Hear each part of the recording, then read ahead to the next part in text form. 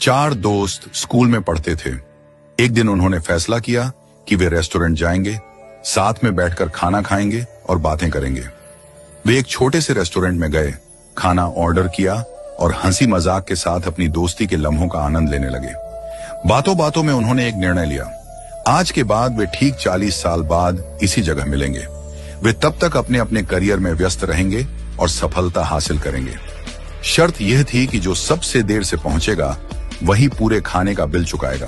समय बीतता गया। चारों दोस्त अपनी अपनी जिंदगी में आगे बढ़ गए।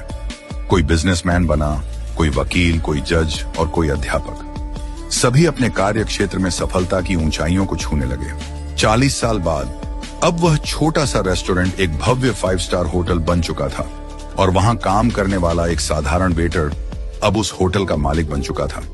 वह भी उस दिन का इंतजार कर रहा था। समय आया और पहले एक दोस्त पहुंचा, फिर दूसरा, फिर तीसरा। वे एक दूसरे से मिलकर बेहद खुश हुए, लेकिन चौथा दोस्त अभी तक नहीं आया था। थोड़ी देर बाद होटल के रिसेप्शन पर फोन आया। होटल मालिक ने फोन उठाया और कहा, आपके चौथे मित्र ने कहा है कि आप लोग खाना शुरू कर दीजिए, वह बस आने ही वाले हैं। तीनों ने सोचा कि शायद वह किसी काम में फंस गया होगा और सबसे देर से आने वाला वही होगा। उन्होंने भोजन किया, पुरानी यादें ताजा की, अपनी अपनी जिंदगी के अनुभव बांटे। काफी देर बीत गई, लेकिन चौथा दोस्त नहीं आया। जब बिल मंगवाने का समय आया तो होटल मालिक ने कहा, बिल पहले ही चुका दिया गया है। तीनों हैरान हुए। किसने? होटल मालिक ने जवाब दिया, आपके मित्र ने। थोड़ी देर बाद जब वे जाने लगे तभी होटल के बाहर एक सरकारी गाड़ी आकर रुकी। गाड़ी से शहर के कलेक्टर उतरे। कलेक्टर ने तीनों दोस्तों के पैर छुए और कहा, अंकल नमस्ते। तीनों हैरान रह गए। ये कौन है और हमारे पैर क्यों छू रहा है? कलेक्टर ने नम आंखों से कहा, मैं आपके चौथे मित्र का बेटा हूं। तीनों अवाक रह गए। कलेक्टर ने बताया, मेरे पिता ने आप सबसे मिलने का सपना देखा था।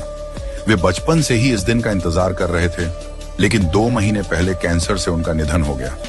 मरने से पहले उन्होंने मुझसे कहा था कि अगर मैं उस दिन जीवित न रहूं तो तुम मेरी जगह वहां जाना।